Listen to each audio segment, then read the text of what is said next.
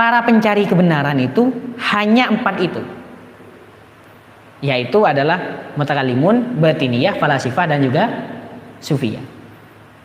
Maka berarti kata beliau, kebenaran itu gak mungkin lepas dari salah satu yang 4 ini.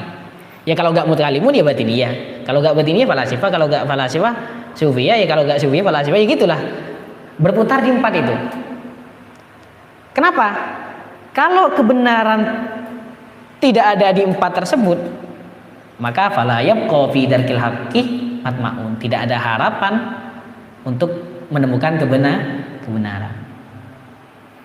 Yang mencari kebenaran itu hanyalah 4 orang tersebut, 4 kelompok tersebut. Lah kalau 4 itu kebenaran tidak ada di salah satu yang 4, ya udah, gak ada harapan menemukan kebenaran. Ya udah, gak ada harapan menemukan kebenaran. Ya misal tadi tripod hilang misalnya, yang mencari 3 orang, maka 3 orang apabila tidak menemui ya gak ada harapan, karena yang mencari itu hanya 3 orang. Misalnya yang menjelajahi antariksa itu adalah hanya para astronot,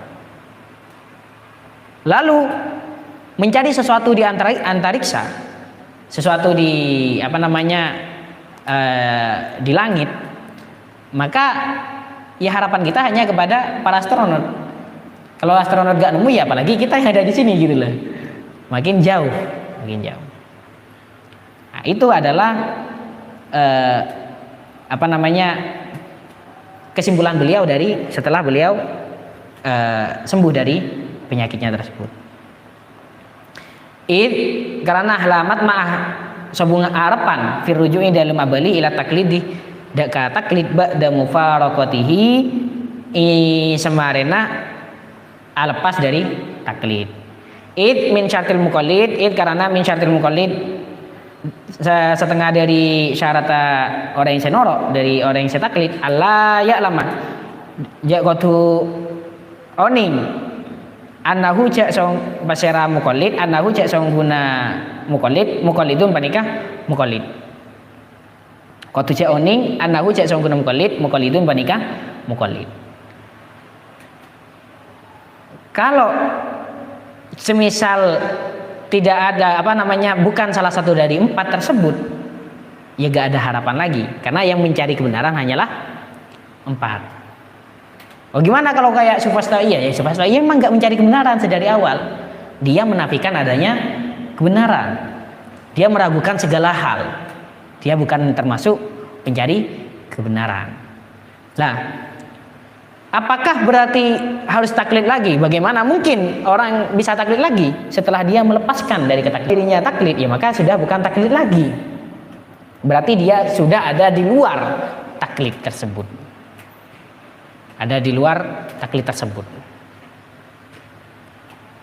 Sama kayak gini misalnya, orang gila, apa syaratnya orang gila itu?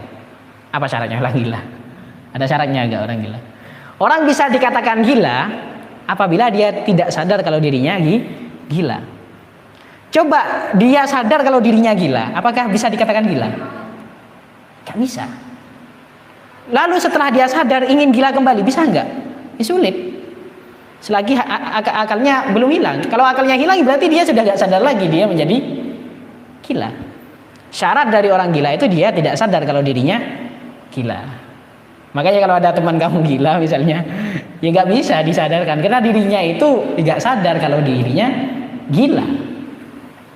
Sama kayak sebagai gambaran, ada orang itu memiliki banyak kepribadian, bahkan istilahnya kepribadian ganda atau bahkan banyak ada yang gitu. Ya orang nggak beres istilahnya. Ada seorang sutradara itu mengangkat tema itu, jadi mengkisahkan di sebuah tempat rehab yang memang khusus menangani kasus kejiwaan. Lalu di sana itu ada sebuah kejanggalan sehingga harus mendatangkan seorang detektif. Biasa kan film-film mengangkat detektif itu. Detektif Tapi memang twist endingnya keren. Endingnya ternyata sang detektif itu memang pasien di sana,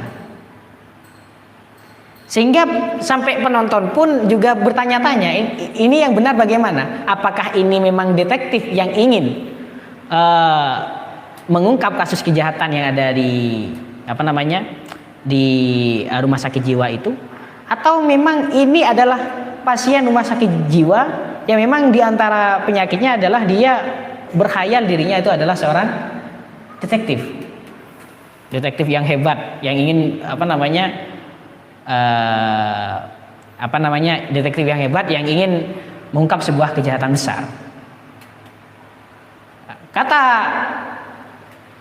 dia, di antara kejahatan yang di sana adalah mendoktrin orang yang waras, didoktrin sekiranya dia hilang kesadarannya. Termasuk, makanya dia kata detektifnya, saya enggak gila. Saya bukan pasien di sini. Saya hanya ingin dijebak, ingin saya digilakan di sini.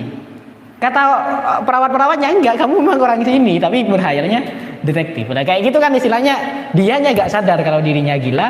Kata yang mana yang gila ya, wallahu a'lam gitu loh. Di dunianya mana yang benar?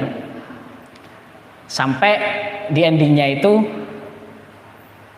dia kata-katanya yang keren itu, ya saya lebih baik mati sebagai detektif yang hebat daripada menerima bahwasanya dirinya adalah gila.